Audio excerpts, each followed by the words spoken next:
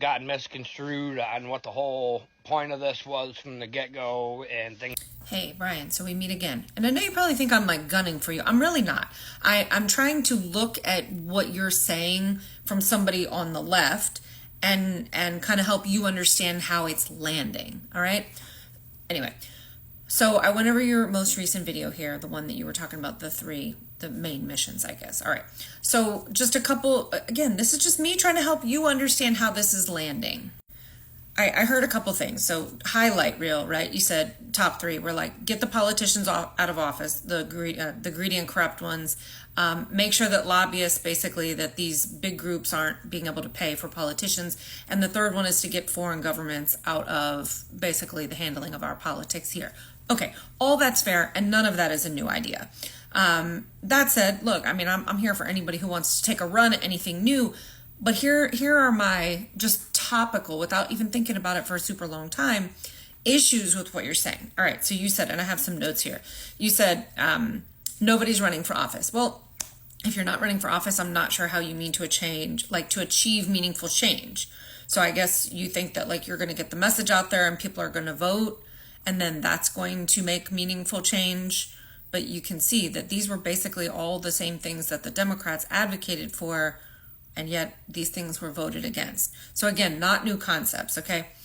Second point, you said trustworthy politicians. Well, I mean, it's going to be hard for me to get behind what you're saying because I don't think that Trump is a trustworthy politician, but tens of millions of you thought he was. So what does trustworthy politician mean anymore? I mean, I know what it used to mean, but what does that even mean anymore? Okay. And then you say, who's going to put real Americans, right? Who's going to put real Americans' needs first? But again, what does that mean? Who gets to decide what real Americans are, right? Because your side would have you believe that it's really only the people that look like you. And people on my side would say, well, no, that's not true. We're a land of immigrants. Everybody here is basically an immigrant, unless you're, like me and you have like native blood, or obviously people who are like more native than me.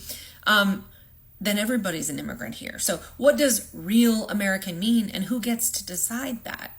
You see, this is why I say that this is kind of window dressing, right? Because we aren't even, the foundation, for me, for a movement where we could work together has to be the recognition that the hierarchies, and I don't mean corrupt politicians, I mean racial hierarchies in this nation have to be destroyed, right? But that means that white people are going to have to get over this, kind of let it go, this whole, well, we're in charge, we're the majority, this nonsense that y'all have been running on for a couple hundred years.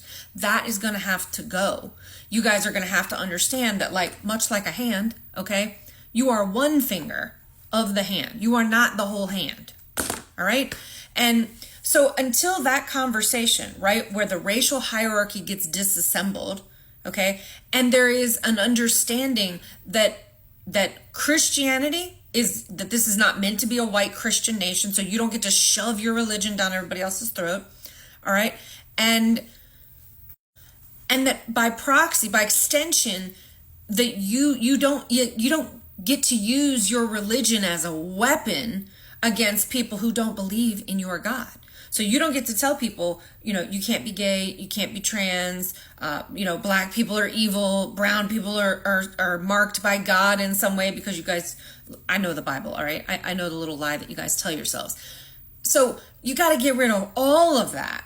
All of that has to go before people can come together, right, in a place of unity and solidarity, where their jumping off point is equality in all its measures of skin color, of gender, of sexual orientation, of socioeconomic class. So when people come together like that, right, that everyone deserves a seat at the table, then and only then would you be able to get people behind this movement. But again, I watched some of your, I don't know if you've watched the video I did yesterday responding to one of your things. And let me address this real quick. Somebody said I was clout chasing. Look, I'm not clout chasing. I have a much bigger platform. This has nothing to do with clout chasing. I'm actually trying to help you by dissecting it from my side so I can help you see where your weaknesses are.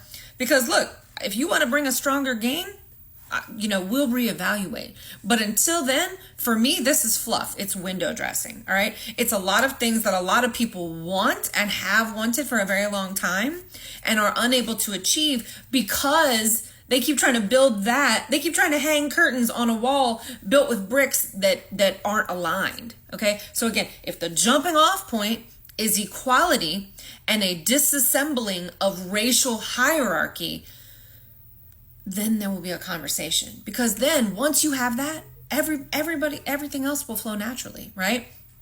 People will go, well, yeah, now that we all agree about these basic things, now we're going to go after these elites. We need to tax them. It's not even go after them, eat them. It's tax them, make them pay their fair share. Because if we were all agreed about equal rights and then we taxed the ultra wealthy, the wealthy, right? You would have a redistribution of wealth, the likes of what this country has never seen. But that can never happen because there is never the right constantly roadblocks every time that people try to achieve any modicum of equality. So let me look at my notes. I want to make sure I'm not missing anything.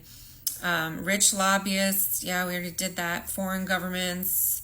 And then you said at the end, that 99% of the problems would be solved for whom?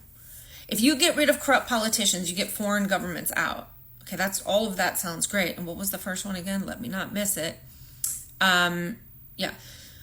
It doesn't solve the economy, right? It doesn't solve the economy, problems in the economy. So because it doesn't solve the problems in the economy, and because the right has this very, like it's a pie, and if you have one of my slices, then I have fewer slices, right?